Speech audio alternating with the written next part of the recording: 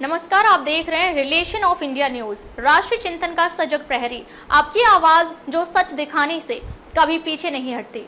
यहाँ हर खबर पूरी जिम्मेदारी से रखी जाती है, जो जरूरी है वही दिखाया जाता है। आज का बुलेटिन एक ऐसी खबर लेकर आया है जो देश की सुरक्षा और हर नागरिक की चिंता और सामाजिक एवं राष्ट्रीय हित से जुड़ी है। यह खबर सिर्फ जानकारी नहीं, चेतावनी भी है और एक अपील भी कि हम सब मिलकर राष्ट्र निर्माण में सहयोगी बने। तो चलिए शुरुआत करते हैं आज की सबसे अहम और बड़ी खबर के साथ। दिल्ली विधानसभा में तकनीकी और पर्यावरणीय क्रांति का ऐतिहासिक शुभारंभ। सोमवार को दिल्ली विधानसभा परिसर एक ऐतिहासिक क्षण का साक्षी बना, जब माननीय केंद्रीय संसदीय कार्य राज्य मंत्री श्री अर्जुन राम मेघवाल ने ई विधान प्रणाली और 500 किलोवाट के सौर ऊर्जा संयंत्र का विधिवत उद्घाटन किया।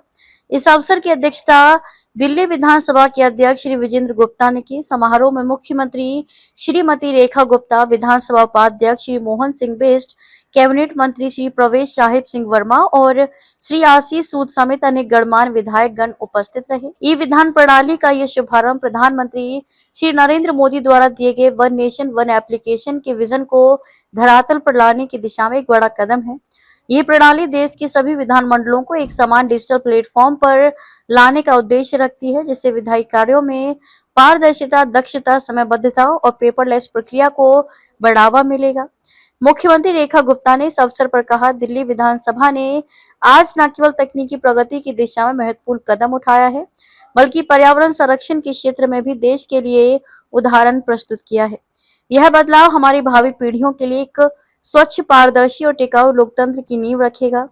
विधानसभा अध्यक्ष विजेंद्र गुप्ता ने कहा कि ये पहल न केवल विधायकों और कर्मचारियों के लिए उपयोगी सिद्ध होगी, बल्कि आम नागरिकों को भी विधानसभा की कार्यवाही से जुड़े दस्तावेजों तक पारदर्शी और त्वरित पहुंच प्रदान करेगी। केंद्रीय मंत्री अर्जुन राम मेघवाल ने इसे लोकतंत्र में तकनीक और प्रकृति के समन्वय का उत्कृष्ट उदाहरण बताया और अन्य विधानसभाओं से भी ऐसी पहल अपनाने की अपील की। दिल्ली सरकार के ऊर्जा मंत्री आशीष सूद ने इस मौके पर कहा कि विधान के जरिए दिल्ली विधानसभा की समस्त कार्यवाही डिजिटल होगी, जिसमें प्रश्नोत्तर, चर्चा, विधेयक और समितियों की बैठकें इलेक्ट्रॉनिक रूप से आयोजित की जा सकेंगी। इससे न केवल कागज की खपत में भारी कमी आएगी, बल्कि विधानसभा की कार्य प्रणाली भी अधिक प्रभावशाली और सुगम बनेगी। दिल्ली अब उन अग्रणी विधानसभाओं में शामिल हो गई है जिन्होंने इस डिजिटल बदलाव को स्वीकार किया है।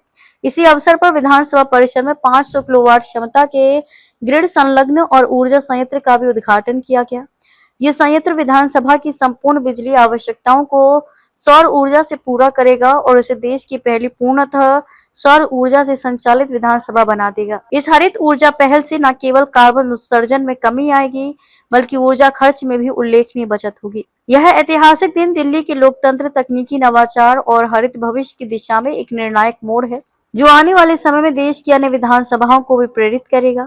आदरणीय प्रधानमंत्री जी ने स्कूलों में पेपर को रिप्लेस करके पेपरलेस कार्रवाइयों के बारे में हमें पेपरलेस काम करना चाहिए, ऐसा आह्वान मन की बात में आदरणीय प्रधानमंत्री जी ने किया।